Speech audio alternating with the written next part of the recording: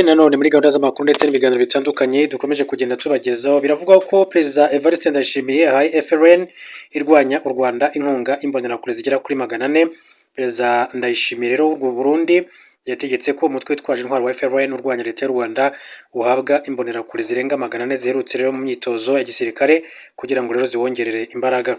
Izi mbonerakure urubyiruko rushamikiye ku ishyaka CNDD-FDD ku butegetsi zatorejwe mu kigo cya Makamba zikomoka mu bice birimo Kabarore, Bukinanyana, Mabayi, Mugina na Rugombo iri mu yahoze ari intara ya Cibitoke mu majyaruguru y'uburengerazuba bw'u Burundi. Umutwe wa FLN ukorera mu ntara ya Kivu y'Amajyepfo muri Repubulika Iharanira Demokarasi ya Kongo no mu ishyamba rya Kibira mu Burundi. Impande zombi zimaze igihe zifatanya mu kurwanya twirwaneho mu misozi ya Minembwe no mu bindi bice byo muri teritwari ya Fizi. Muri 2018 no muri 2019 FLN yagabye ibitero mu majyepfo y'uburengerazuba bw'u Rwanda yica abaturage benshi cyane, abandi barakomereka, yangiza n'imitungo yabo irimo imodoka. Yabikoze iturutse mu ishyamba rya Kibira aho rero yari icumbikiwe na leta y'u Burundi. Amakuru yizewe ahamya ko abarwanyi ba FLN bakorera mu gace ka Kidote gaherereye muri groupement ya Remera muri teritwari ya Uvira boherejwe imbonerakure zirenga 200 abayoborwa na Colonel Fabien Mukeshimana uzwi nka Kamayi. Izindi mbonerakure zirenga 200 zoherejwe muri Rubarika muri Uvira zisangayo abarwanyi ba FLN bayoborwa na General Major Dieudonné Hategekimana uzwi nka Theophile. Hagati muri Kanama 2025 abashinzwe ubutasi mu ngabo z'u Burundi bahuye na General Major Hategekimana bamusaba ko yakorana nabo ndetse n'ingabo za RDC muri teritwari ya Uvira no mu bice byegereye u Rwanda. Aya makuru avuga ko General Major Hategekimana aka Theophile yijejwe ko ubufatanye buzatuma leta ya RDC iha FLN inkunga y'amafaranga n'ibikoresho. Umwe mu bakorera mu rwego rw'ubutasi rw'igisirikare cy'u Burundi yagize ati ndayishimiye n'uwamubanjirije Petero Nkurunziza bafashije umutwe wa FDLR ndetse na FLN kuko bahuje ingengabitekerezo yo kwanga abatutsi. Ishyaka CNDD-FDD ku butegetsi bw'u Burundi riracyagendera kuri politike y'amoko ryizera ko rizateza ibibazo leta y'u Rwanda iyobowe na FPR Inkotanyi ibinyujije muri iyi mitwe. Hanyuma umurundi ukora itangazamakuru ryo gufotora witwa Teddy Mazina muri Kanama 2025 yasobanuriye mu kiganiro The Long Form ko CNDD-FDD na FDLR bihuje ingengabitekerezo yo kwanga abatutsi, bityo ko ariyo mpamvu biba bishaka rero kwifatanya mu kubarwanya. Mazina yagaragaje ko bitewe n'ingengabitekerezo leta y'u Burundi ititaye ku kuba FDLR afite umugambi wo guhungabanya umutekano w'u Rwanda yakirana urugwiro abarwanyi bayo bagatura bagacuruza bakanahategurira ibikorwa byabo. Yanasobanuye ko ubwo habagaho igerageza ryo gukura Petero Nkurunziza ku butegetsi muri Gicurasi na 2015 abarwanyi ba FDLR bavuye muri RDC bihutira kumutabara.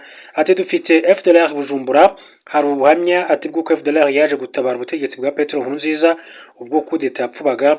FDLR yari ihari, ntabwo gukorana byigeze rero bihagarara. I Bujumbura hari abanyarwanda bita abasivili ba FDLR baba mu Burundi kuva muri 2010 bafite amaduka menshi, amafaranga bakura muri Kongo yisuka mu Burundi. Ingabo z'u Burundi zigera mu 20 zirunze mu ntara ya Kivu y'Amajyepfo cyane cyane muri teritwari ya Uvira zikorana bihoraho na FDLR zikanaha inzira abayobozi b'uyu mutwe wa FLN bajya gukorera inama i Bujumbura mu murwa mukuru w'igihugu cy'u Burundi. nk'uko makuru atugeraho akomeza kugenda abivuga. Tukiri kandi muri Repubulika Demokarasi ya Kongo ndetse n'igihugu cy'u Burundi babwire ko leta y'u Burundi imaze iminsi yohereza ingabo zayo mu bice by'ingenzi muri teritwari ya Uvira, Fizi na Mwenga mu ntara ya Kivu y'Amajyepfo kugira ngo rero zikumire abarwanyi b'ihuriro rya FC23 rwa butegetsi bwa Repubulika Demokarasi ya Kongo. Urubuga SOS Media Burundi rwatangaje ko imodoka zitwaye abasirikare b'u Burundi zagaragaye muri santere ya Kitoga, Muzi ndetse no mu ishyamba rya Itomwe, kandi ko bongerewe mu bindi bice birimo Minembwe, Mikarate, Kipupu na Poezero muri Fizi. Abasirikare b'u Burundi boherejwe muri ibi bice nyuma yaho mu byumweru 2 bishize AFC 23 ifashe utundi duce muri Kivu y'Amajyepfo turimo Runtukuru, Curwe na Kishadu na Rubimbe, isatira santere ya Mwenga ndetse n'iya Shabunda. Uretse gukomera abarwanyi ba AFC 23 kugira ngo badakomeza kwagura ibirindiro basatira Uvira, hari amakuru ahamya ko abasirikare b'u Burundi bafite umugambi wo kugaba igitero ku birindiro by'umutwe watwirwaneho mu gace ka Mikenke kari muri Minembwe.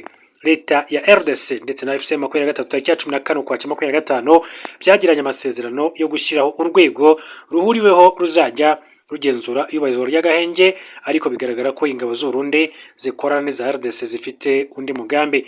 Ingabo z'u Burundi zikorera muri Repubulika ya Demokarasi ya Kongo hashingiwe ku masezerano ibihugu byombi byagiranye muri 2022 avugururwa muri 2023. Ubu muri Kivu y'Amajyepfo hari zigera ku 20 ziganje mu bice byo muri Uvira ndetse na Fizi. Mu yandi makuru reka mbabwire ko muri Bangladesh witwa Sheikh Hasina wabaye minisitiri w'intebe yasabiye kwicwa. Ubushinjacyaha bwa Bangladesh bwashinje Sheikh Hasina wabaye minisitiri w'intebe kwica abantu 1400 busaba urukiko kumukatira igihano cy'urupfu. Hasina Sheikh yabaye minisitiri w'intebe kuva 1996 kugeza muri 2001, kuva muri 2009 kugeza 2024 ubwo yakurwagaho n'imyigaragambyo ikomeye cyane yari yiganjemo abanyeshuri. Nyuma y'imyigaragambyo hasohotse ijwi rya Hasina yumvikana abwira abashinzwe umutekano ko bagomba rero kurasa abigaragambya bakoresheje intwaro zica. Umushinjacyaha mukuru witwa Tajul Islam ku itariki ya 16 Ukwakira 2025 yabwiye urukiko ko Hasina yari afite intego yo kuguma ku butegetsi burundu hamwe n'umuryango we, kandi ko kugira ngo bimushobokere yahisemo kuba umunyabyaha. Kuri Tajul Hasina yakabaye akatirwa ibihano by'urupfu kuko 1400 bihwanye n'abantu 1400 yicishije, ariko kubera ko bidashoboka akwiye kwicwa. Ati turasaba rero byibura kimwe muri ibyo. Imyigaragambyo muri Bangladesh yatangiye muri Nyakanga 2024. Icyo gihe abaturage basabaga leta gukura itegeko rigenera umubare w'imirimo abakomoka ku barwanye urugamba mu kwibohora rwabaye mu mwaka wa 1971.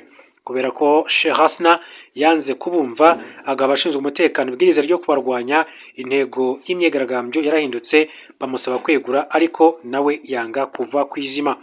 Tariki ya 5 Kanama abigaragambya basatira urugo rwa Sheikh Hasina ruherereye mu mujyi wa Dhaka, ahunga yifashishije gajugujugu mu gihe ari mu buhungiro mu Buhinde. Ntiyemera ibi byaha kugeza magingo yangaya, akaba rero ari gusabirwa igihano cy'urupfu muri rusange.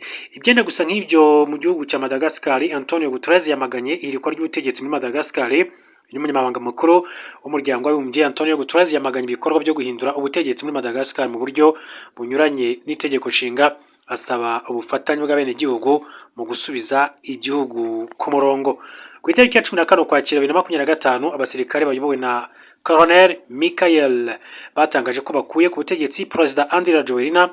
Inteko ishinga amategeko yo yari imaze kumweguza. Ni nyuma y'imyigaragambyo yatangiye muri Nzeri 2025 yari yiganjemo urubyiruko rwasabaga ubuyobozi kugeza abaturage amazi meza n'amashanyarazi. Antonio Guterres abinyujije ku rukuta rwe rwa X yavuze ko yamaganye ibikorwa byo guhindura guverinoma byakozwe muri Madagascar hadakurikijwe itegeko nshinga. Yasabye ko asubiraho ubutegetsi bwemewe n'amategeko kandi amategeko akubahirizwa.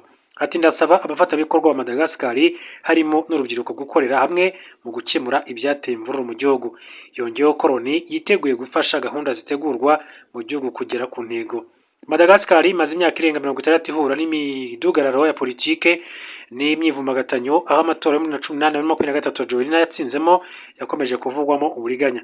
Andry Rajoelina yatangiye kuyobora Madagascar muri 2009 mu gisirikare cyamutoreraga kuyobora urwego rw'ikirenga rw'inzibacyuho rwa Madagascar. Nyuma y'ibibazo bya politike byatumye Marc wari perezida ava ku butegetsi icyo gihe, akaba rero umunyamabanga wa Loni Antonio Guterres avuga ko biteguriye gufasha Madagascar gusohoka muri ibi bihe by'ibibazo.